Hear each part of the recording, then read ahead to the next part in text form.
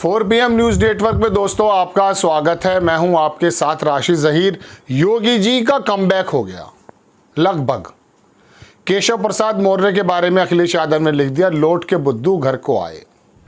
जो कौतूहल भारतीय जनता पार्टी में था वो योगी जी की वजह से क्या थम गया है।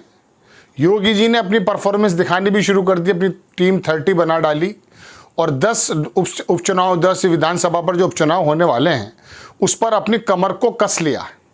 थोड़े दिन के लिए विराम लग गया है। लेकिन क्या आप जानते हैं कि गोरखपुर में जब मोहन बाबू आए थे, मोहन भागवत साहब जब आए थे, तो उसके बारे में ये नहीं पता चल पाया कि मुलाकात हुई थी या नहीं। 2 दिन या 3 दिन करीब बताया जाता है। योगी आदित्यनाथ भी वहीं पर थे, मोहन बाबू भी वहीं पर थे।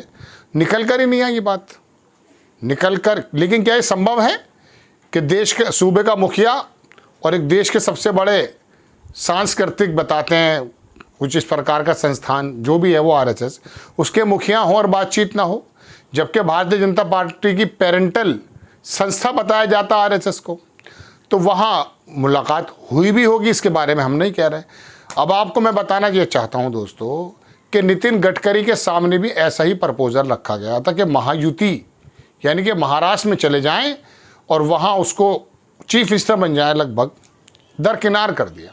2 लोग ऐसे हैं, एक मोदी जी की नज़र में नितिन गडकरी और अमित शाह की नज़र में योगी आदित्यनाथ, जो दोनों ही थोड़ी बहुत किरकिरी बनते हुए दिखते हैं, ऐसी चर्चा में दिखाई देता है। कोई इसका सबूत नहीं है, ना ही किसी का ऐसा वक्तव्य है।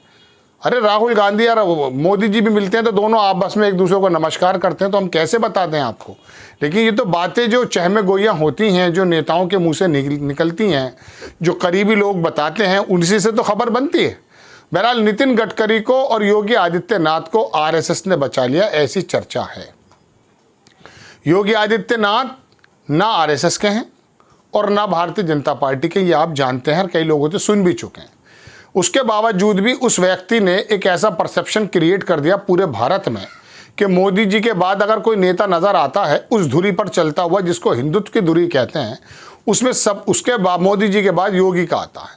और बिना कुछ करे, मतलब भारतीय जनता पार्टी में समय दिए बिना, आरएसएस में समय दिए बिना, उसी परसेप्शन के बिहाफ पर, जिसको कुछ लोग नफरत की राजनीति भी कहते हैं, हिंदुत्व की राजनीति भी कहते हैं, बड़े विवादास्पद बयान भी बताते हैं, उसके बिहाफ पर एक बंदा मठ से निकल करके सूबे का मुख्यमंत्री बन गया और कामयाब मुख्यमंत्री भी बन गया। ये बात भी सच है।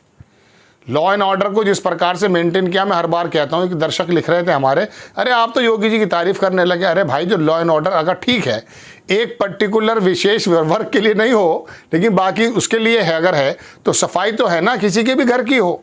खैर, तो योगी आदित्यनाथ को दरअसल आरएसएस ने बचा लिया है और उसके उस परसेप्शन ने जो आरएसएस की बुनियादों में है। योगी आदित्यनाथ ने अपनी हिंदुत्व की छवि से जब इस प्रकार के बयान दिए कि महसूस हुआ कि ये बिल्कुल हिंदू राष्ट्र या हिंदू धर्म या जैसी भी आप करें उस धुरी पर पूरी तरह से अडिग हैं। संविधान कहीं शायद लोगों के मुताबिक दूर नज़र आता है, लेकिन उनके जो धर्म के जो मैं कह सकता हूँ सिद्धांत हैं वो बहुत ज़्यादा सर्वोपरि नज़र आते हैं। लोगों ने इस बात को कबूल भी किया। ऐसे ही नितिन गडकरी की इमेज बनी, वो इमेज बनी तरक्की की, हाईवेज बनाने की। मतलब उस आदमी ने ये बात दीगर है कि 3.5 लाख करोड़ रुपया का NHAI पर कर्जा है।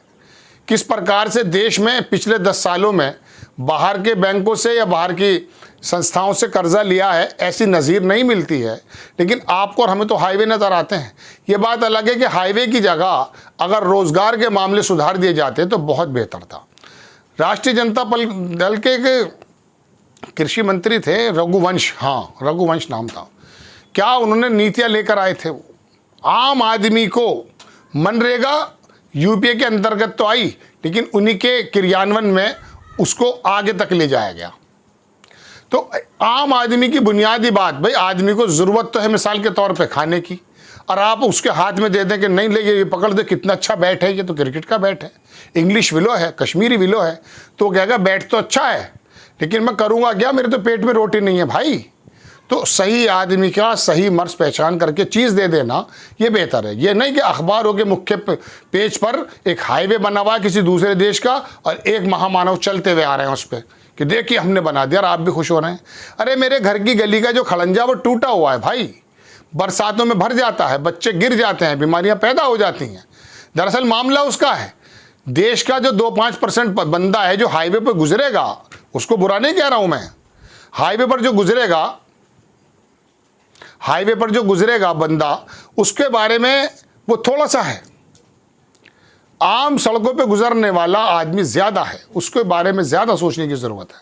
तो दोस्तों बात यह है कि इन दोनों लोगों के बारे में मैं आपको बताने के हाजिर हुआ था कि आरएसएस की कुर्बत की वजह से, नितिन गडकरी आरएसएस के बहुत करीब रहे हैं, नागपुर से ताल्लुक़ रखते हैं, तो उनका जो मामला है वो ऐसा है कि बिल्कुल ही ऐसा लगता है कि वो आरएसएस के मुताबिक ही चलते हैं। तो उनको दोनों को बचाने के बारे में, चूँकि उनके विभाग भी दरअसल छीने गए थे, उनको भी हरवाने की कोशिश की गई थी।